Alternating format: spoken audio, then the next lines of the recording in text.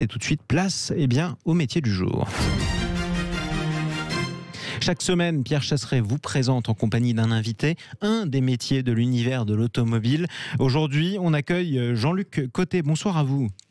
Eh bien, bonsoir et merci de m'accueillir sur votre antenne de radio. Mais vous êtes le bienvenu sur Sud Radio. Vous êtes le président national du métier du lavage. Le lavage. Alors, du lavage au Conseil national des professions de l'automobile qui, je le rappelle, représente les 20 métiers de la distribution et des services de l'automobile. Tout l'univers de l'automobile, Pierre. Alors quand on roule vite sur l'autoroute, les moustiques s'accrochent, comme dit notre cher Jean-Marie Bordry. Et puis derrière, qu'est-ce qu'on fait ? Il faut laver la voiture.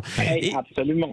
Comment font ? Alors évidemment, j'ai des questions sur votre métier, mais déjà, je voudrais avant tout parler un petit peu d'une idée reçue, peut-être, qui existe encore, parce que quand on va faire laver notre auto, il y a d'un côté, vous avez les nettoyeurs haute pression, de l'autre côté, vous avez les rouleaux. Est-ce que c'est vrai que les rouleaux, ça abîme la peinture ? Alors, c'est vrai que ça abîmait la peinture. Il y a effectivement une dizaine d'années, les rouleaux étaient équipés de brosseries nylon. Et les brosseries nylon, ça nettoyait très bien, mais ça maltraitait un petit peu les carrosseries. En fait, ce qui se passait, c'est que ça provoquait des micro-rayures qui, en superposant, atténuer l'effet brillant de la voiture. Donc voilà, on a déjà un premier indice, c'est que quand on va dans ce métier-là, eh bien, il faut être un bon technicien du lavage de l'auto. Alors comment ça se passe votre métier ? Parce que vous êtes exploitant, mais il y a deux types de métiers. Il y a l'exploitant et puis il y a celui qui travaille directement sur place. Comment se passe ? Parce qu'on ne pense pas tout de suite à ce type de métier quand on pense à filière automobile. Mais le lavage auto fait partie quand même des choses essentielles. À quoi ressemble votre profession au quotidien ? Alors, notre profession, l'exploitation d'un centre de lavage peut se faire de différentes façons. On peut être salarié dans un centre de lavage, on peut commencer salarié dans un centre de lavage. Et puis, ce sont des artisans, des commerçants indépendants qui exploitent les centres de lavage. Et après, on peut l'exploiter soit de manière indépendante, soit étant affilié à un réseau du type, on va les citer, Éléphant Bleu ou Total, par exemple. Ça coûte beaucoup d'argent d'investir. Si on se dit avec Jean-Marie Bordry qu'on lâche tout demain et puis on va ouvrir un centre de lavage chacun, ça nous coûterait cher à investir dans les machines ?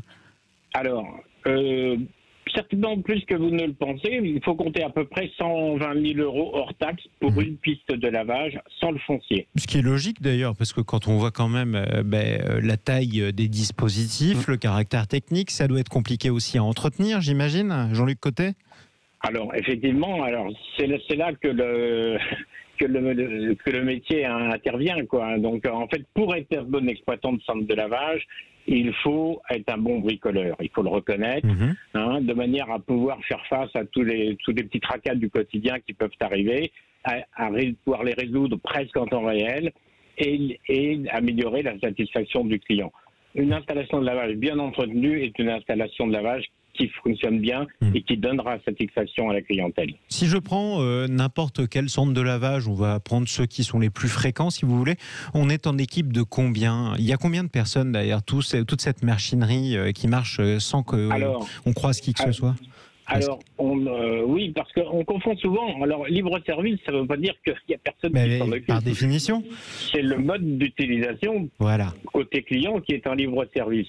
Mais par contre, effectivement, pour prendre l'ensemble de la filière, par exemple, ça représente environ 12 500 emplois directs qui sont non délocalisables et 12 000 emplois indirects qui sont les prestataires de services, sous-traitants. De toute façon, vous ne serez jamais délocalisé tant qu'on n'aura pas réussi à se débarrasser des moustiques. Alors, j'avais appris quelque chose, moi, qui m'avait un peu marqué à l'époque, c'est que la grande différence entre le lavage de notre auto qu'on a tous fait devant chez nous, à grandes eaux, etc. D'ailleurs, je ne sais pas si c'est très légal, on en parlera ensemble.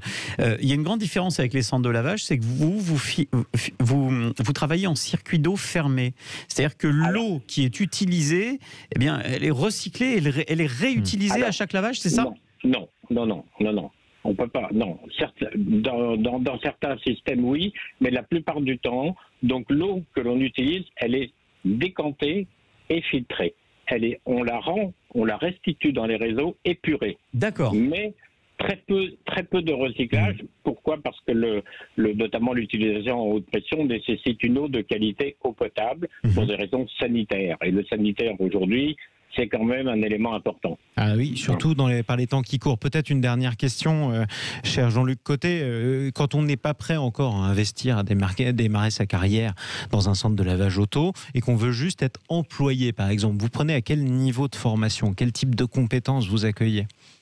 Alors, il n'y a pas d'école de formation pour travailler en tant que salarié. Ouais. Ce qu'il faut, comme je le disais tout à l'heure, c'est bricoleur. Être bricoleur, aimer l'automobile, ça c'est incontournable. Oui. Aimer les contacts humains, parce que même si le client veut une installation libre-service, bien souvent les gens quand même ont besoin de conseils, ont besoin d'aide, et puis donc là il faut aimer les contacts humains. Être diplomate aussi parfois et pédagogue, parce que c'est vrai autant le portique il fait le travail tout seul, autant la lance haute pression a besoin quand même d'une bonne utilisation pour être satisfait du résultat. Il ne faut pas s'en servir dans le mauvais sens par définition. Merci beaucoup en tout cas. Et jamais mettre les doigts devant, vous pouvez vous faire un trou dans les doigts. Oui, mais c'est d'une violence extrême. Et puis c'est redoutablement efficace. Merci beaucoup, Jean-Luc Côté, d'être intervenu sur Sud Radio. Par contre, on n'a pas abordé le problème de la légalité du lavage. Oui, en un mot, j'ai le droit de laver ma voiture chez moi ou pas? Tuyau d'arrosage? Non. Alors, ce que dit la loi dit que tout déversement d'eau usée, autre que domestique, dans le réseau de collecte doit être préalablement autorisé par le maire ou le président de l'établissement public compétent. Cela veut dire que si vous n'êtes pas équipé d'une aire de lavage raccordée aux eaux usées, que vous n'êtes pas muni de cette autorisation, vous n'en avez pas le droit. En théorie, je n'ai pas le droit de laver ma voiture. Cela dit, il y a quand même encore plus de 30% des automobilistes qui lavent leur véhicule à domicile, ce qui malheureusement entraîne une surconsommation d'eau et génère surtout une pollution diffuse et conséquente. On aura appris une chose importante quand même. Normalement, on n'a pas le droit de laver sa voiture devant chez soi avec son propre tuyau d'arrosage et son propre savon, sans en avoir demandé l'autorisation au maire. Merci à vous, Jean-Luc Côté, d'être intervenu ce soir sur Sud Radio, président national du métier du lavage au Conseil national des professions de l'automobile. Un mot, Pierre? J'ai juste une idée en tête. Je me demandais, pour tous ceux qui habitent Paris, s'il faut qu'ils en fassent la demande à Anne Hidalgo. Écoutez, ils pourront demander aussi, pourquoi pas, au maire de Bordeaux, ils pourront demander au maire de Marseille, le maire de Lyon, pourquoi pas. Bref, ça roule dans un instant sur Sud Radio jusqu'à 20h.